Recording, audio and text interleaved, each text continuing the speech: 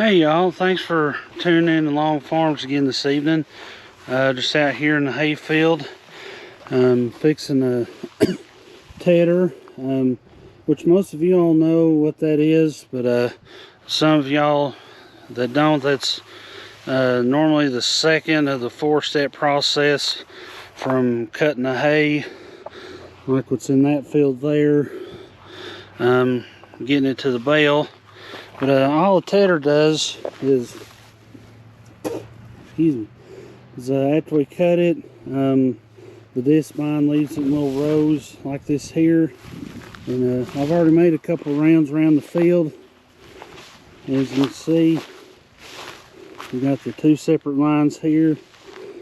And I've already done this. It takes it and scatters the hay out and lets it dry.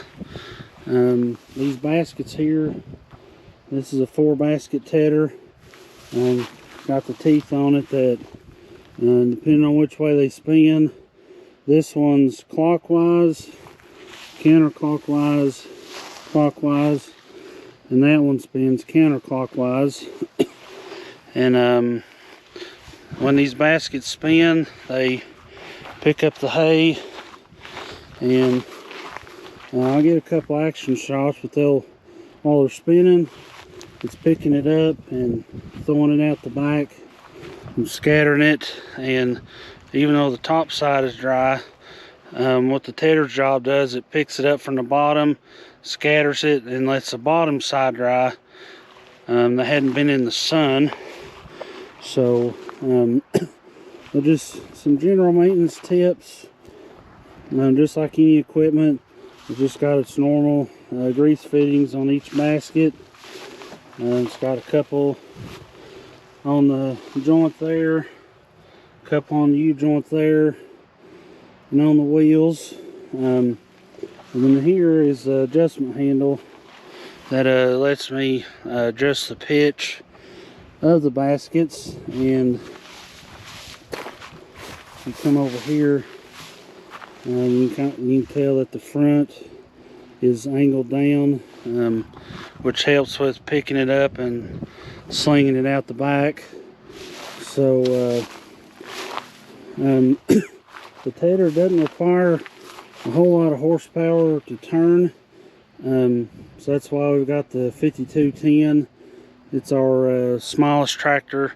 It's just around the 50-53 horsepower range on the motor, which will put it about the 42-45 at the PTO.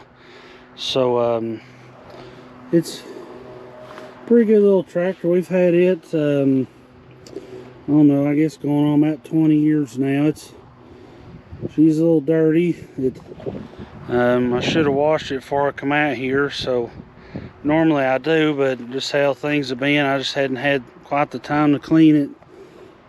But I'm gonna let y'all ride around the field with me this afternoon.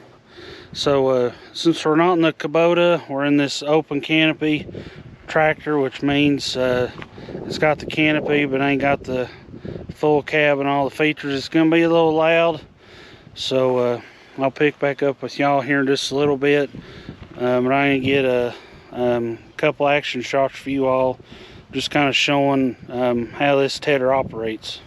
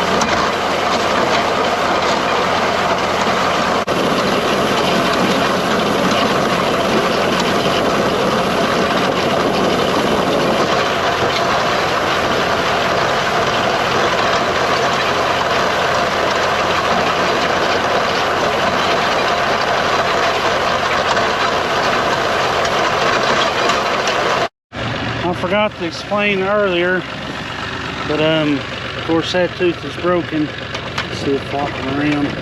But when you adjust it, you want to get these teeth about as low as you can to the ground. That way it picks up the most hay that you can, but you don't want to adjust it so low that it starts digging in the ground. So you want to just kind of just pick it up and just scoop the hay, and as y'all can see, just throwing it out the back here. But this year I figured I had a little American Spirit here. Got Old Glory flapping in the wind, because I see the guys in row crop guys put on their corn planters and combines and stuff, and I'm like, well, why can't a hay farmer do that? So that's what I did. May I'll start a new trend with these hay guys, because I don't know if I've seen an American flag on a out in the hay field like this before. I could be wrong, but if it wasn't for the men and women who gave the ultimate sacrifice and fighting and for our freedoms, I wouldn't be out here being able to make this video for y'all today. So next time y'all see a veteran, be sure to thank him, because we owe him a lot. The debt that we won't be able to pay.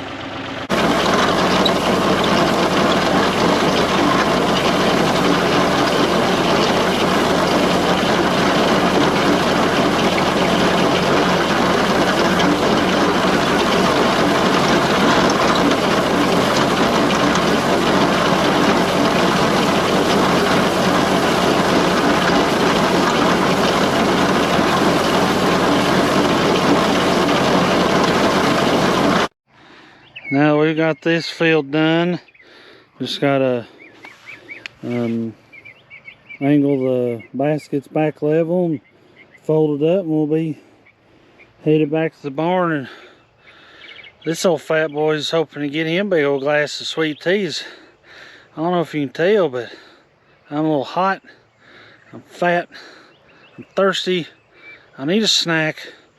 So let's hurry and get this folded up and get back to the barn.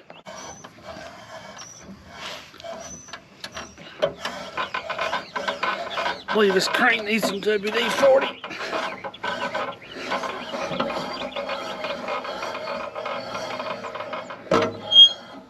Now I'm just gonna do the opposite of what I've done, unfolding. Just these little levers are a little tricky sometimes, so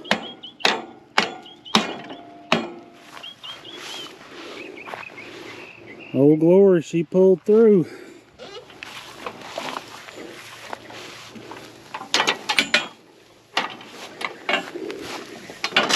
Just to get the line up right, just make sure that them teeth aren't locked together. See how they're separate like that. And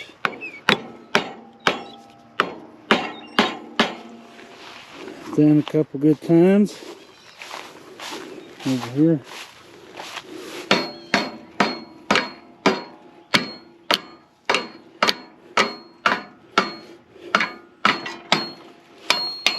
It'd be nice if we had one of those hydraulic fold ones where the ends fold straight up in the air like on a batwing bush hog, but we ain't quite that fancy yet.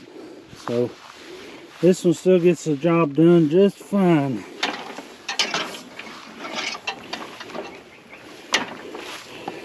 I don't know if y'all can tell, it's a little harder than I thought to hold a camera. Get this pin with the hammer.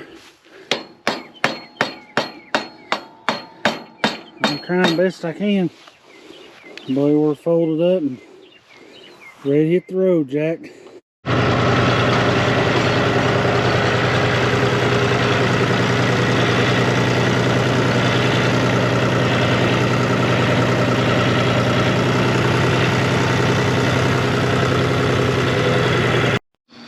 Well, made it back to the barn safe and sound.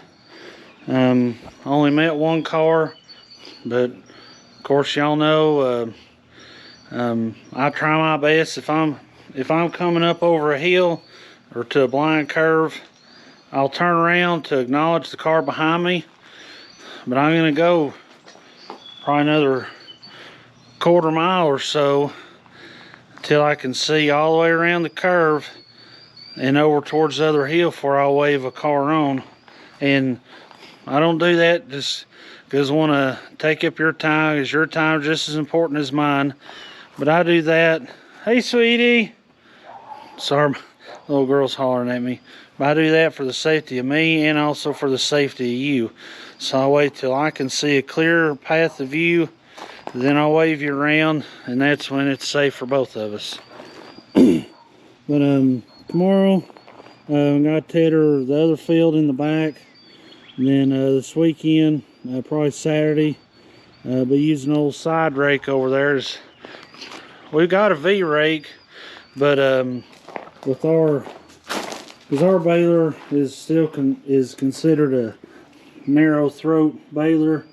It's only about 5.5 foot wide.